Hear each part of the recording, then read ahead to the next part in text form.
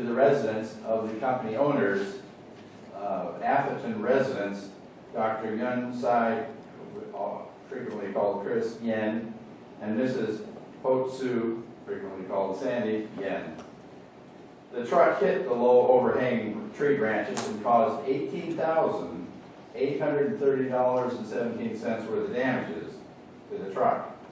The insurance paid all but $4,761.50, which is our claim. So the company submitted this claim to the city for those damages. Now I realize you've been advised by the staff report that the city has no responsibility for these damages to our truck because the city has a handbook that causes the individual property owners to be responsible for that. But let me ask you, why does the city have an agreement or handbook if the city has no responsibility? Even with the agreement that supposedly frees the city from responsibility, I suggest the city still has that responsibility. May I point out that the city has an agreement with the property owner. The city does. The company does not have that kind of agreement or requirement. Dr. and Mrs. Yen, the property owners, do not have any kind of agreement with any of the other property owners in that street where the accident occurred. So I think that's a key point. MLI cannot enforce those agreements. The Yen family cannot enforce those agreements. So I submit to you the city retains the responsibility to enforce those agreements. Last year, the city of Sunnyvale came by and told our company to cut branches of trees sticking out into the street on Elko Drive where we're located. They told us to do that properly and at our own cost. Did the city of Atherton go to the neighbors on Tuscaloosa Avenue and advise them of the need to cut back the branches overhanging public property? I suggest no, they did not, until after the accident. So I submit to you that the failure means that the city retains the responsibility for the damages to the truck that our company rented. Therefore, I respectfully ask, as I close the first point I want to make, to approve the payment of the damages incurred on that April 12, 2010 accident. Now, we're not trying to be unreasonable. We're only asking what is fair. Now, in addition to my first point, I have several other points that are larger considerations in this matter.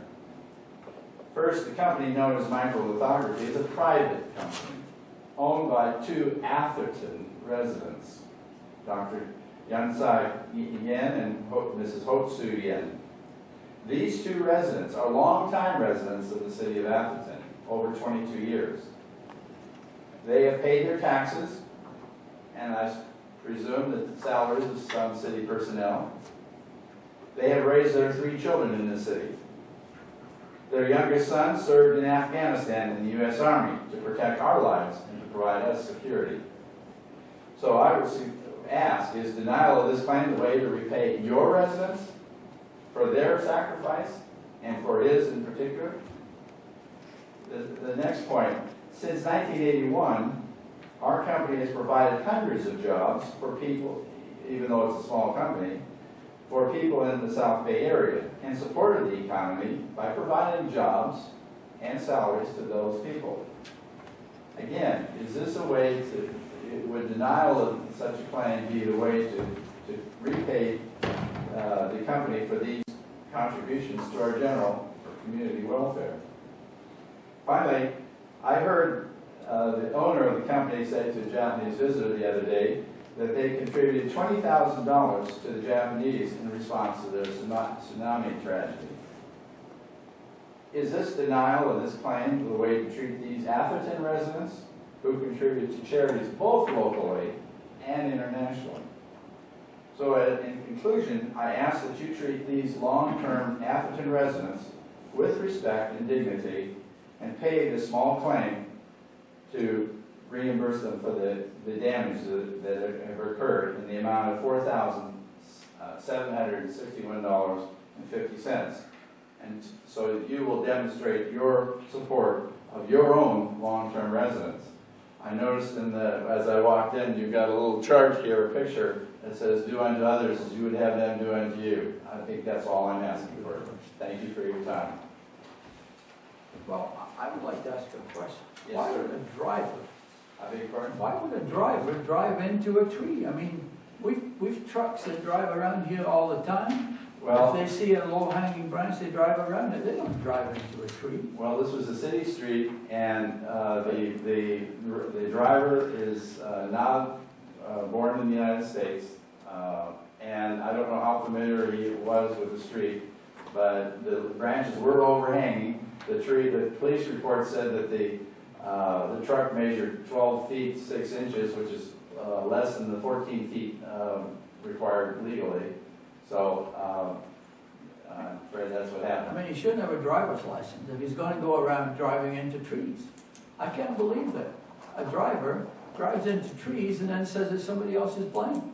We have overhanging branches. The police report also, sir, said that it was not the driver's fault. So that's what the police report said. Why? Mike, would you like to comment on that? Well, I don't have the actual police report in possession, but I know typically the truck drivers do go around because it's not a typical city street with sidewalks. It's a road shoulder, and the truck drivers navigate. They go to the left a little bit more or to the right just to look at the trees. So that's been my experience over the last. So did you say it was not the driver's fault? Well, again, I don't have the police report in front of me. I don't remember reading that. Yeah, I don't remember that. I don't remember, I remember reading that your police report said that the truck was not over the acceptable height limit. Right. But I mean, anytime you drive into a tree, I have a copy, Your Honor, of the report. anytime you drive into a tree, is it not the driver's fault? I can't believe that. Mr. Mayor, to be totally specific, the report does say the primary collision factor was other than the driver.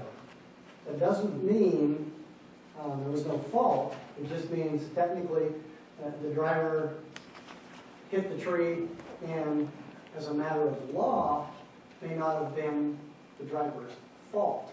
Now, for the city to be at fault, there has to be something called notice. You have to know, or reasonably should have known, that the tree was too low, because this is a tree, according to the reports that I had, that belongs to a private individual. And there's certainly an amount of, and to answer the gentleman's question, if it had been a sidewalk that was cracked, it would be the citizen's problem. If you have a sidewalk in front of your house, usually that sidewalk is the only interest the city has is right-of-way. The ownership of the property underneath it is the homeowner. And it is the homeowner that is ultimately responsible for a serious crack where somebody trips and falls.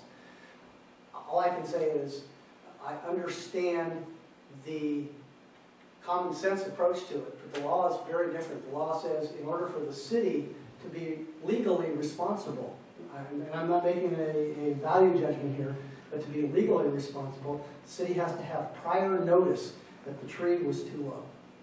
And unless you can show that somebody complained to the city previously or somebody hit the tree previously, the city doesn't have an obligation to send somebody around on every single road with a pole and measure all the trees. That really rests with the property owner whose tree is out there. And Why did the city of Sunnyvale do that to us? I can't answer for the city of Sunnyvale, but I can tell you the city of Monterey, we held it was the driver's responsibility to avoid the tree, and the property owner, if it's a private tree, it's their responsibility to ensure that the tree is high enough, not down in the area where a tree you would expect it to be hit by a truck. Well, I know, I respect what you're saying. I do not understand why the city of Sunnyvale made it a point to tell us. We're not the city of Sunnyvale. Can I have any other comments from the council here?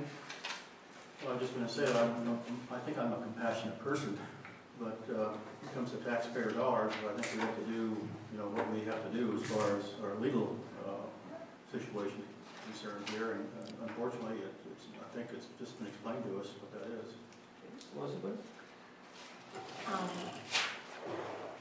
We are a thickly wooded rural community, Atherton, that is the general plan residential community, and we take a lot of pride in all of our trees. And there are times that the trees do hang over low, and I know the garbage trucks come, actually Allied, not Ecology, would come whipping down my street, and the neighbor across would have these giant oak trees, and branches would just be flying because they whip through, and all these small branches, little branches, not big limbs, but just, you know, he'd leave a trail, you know, on the street after he's gone.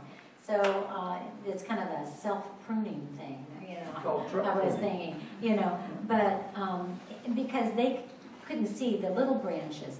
But I would think, I don't know how big this branch was, but it It's a had very large branch, and it's $18,000 worth of damage pretty big. to the cab of the garbage truck. Yeah, and, you know, I guess, you know, that's pretty significant, and I'm sorry that happened.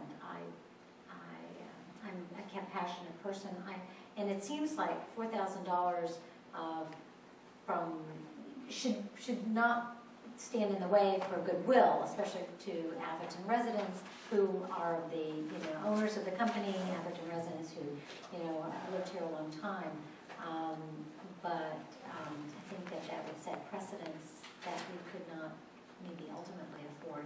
And I don't know what kind of policy we have in town, whether or not we do need to maybe make a policy that we do periodic drive-bys and look at low-hanging branches. I don't know if our public works does that or not. No. Again, the same as the other council members, you know, I'm sorry that that's happened on an Atherton street. I know that there's a lot of confusion in town with regards to ownership of trees in public right-of-way, but we do have an ordinance at this point in time. And as Councilmember Carlson rightly said, you know, our job up here is to listen to our attorney and to look out for the best interests of the taxpayers in the town, including your residents, or your, you know, the owners of this town, or this company. And so I would support the resolution that we have currently before us. With my sympathies to you, the homeowner. Okay, I would make a motion that we adopt resolution 1110, denying the claim filed by microlithography for damage. I'll second it. All in favor? Aye. Thank you for your time, I appreciate you considering it. Thanks for coming. Okay, the next item is item, I guess the council reports are in here, so we have item number 31, which is future agenda items. Do we have any future agenda items? Okay. 32, public comments. Any further public comments? Seeing none, can I have a motion to adjourn? So moved. All in favor? Thank you.